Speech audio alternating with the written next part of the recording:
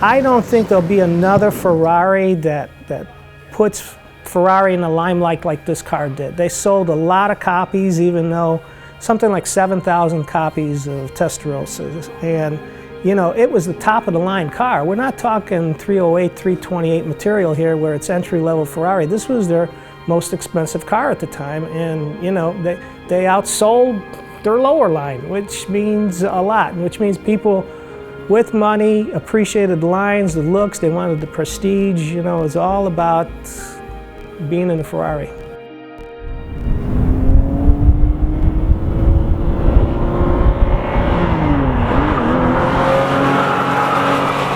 The Testarossa is remarkably refined. I mean, if you get in a car, you know, it's like most supercars.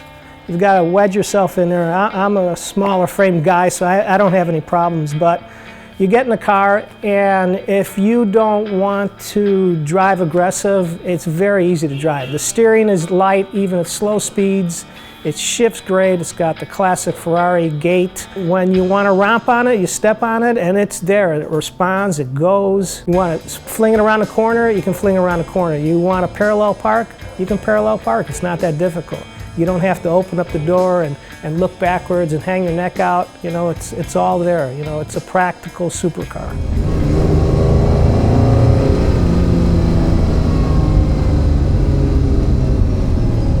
The car is wide. I mean, you know, that's probably, it's the biggest issue with the car is it's so wide, and you have to just grow to understand it and know where your corners are at. But you know, when you get behind the car and you look at the car, you love it because it's just got massive presence. It's just big.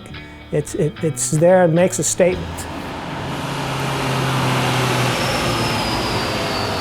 The Testarossa was the poster car, that along with the Countach.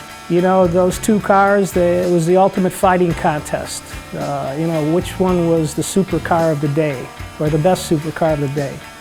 And I think of it a lot like the classic fights of Joe Frazier and Muhammad Ali. You know, the Countach was more like the Joe Frazier, big brute, just muscular, just all business, and not very good looking as far as I'm concerned. Definitely flashy and awesome looking, but float like a butterfly, sting like a bee is the Testarossa. Just got in the ring, you know, gets down to business, gets it done, just a lot of finesse, just a wonderful car.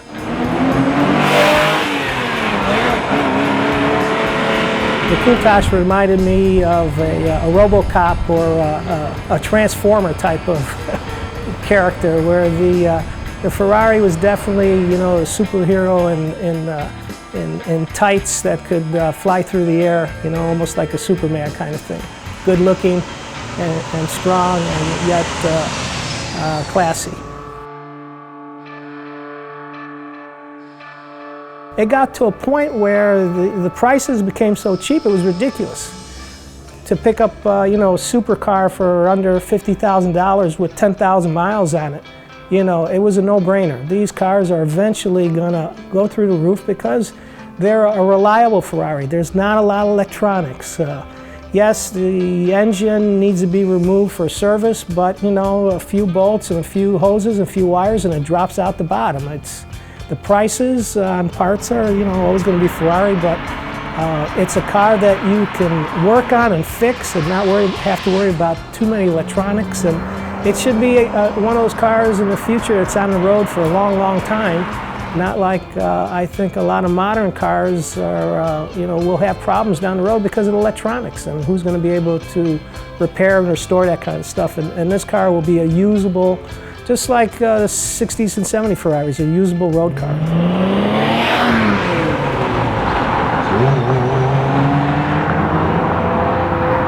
I actually had an opportunity to acquire the Countach. I believe it was a 78. You know, we looked at the car. It was a red car with a white interior. It didn't have, at that time, too many tack-ons, so it didn't look too robot-like. You know, we sat in it, and it was very impressive. I came close to buying that car, but just couldn't strike a deal. Just for the mere fact of, you know, owning another one of the premier supercars of that period. In a way, I'm kind of glad I didn't, because it may have prohibited me from buying this car, and I think overall I'm happier with this than that particular car.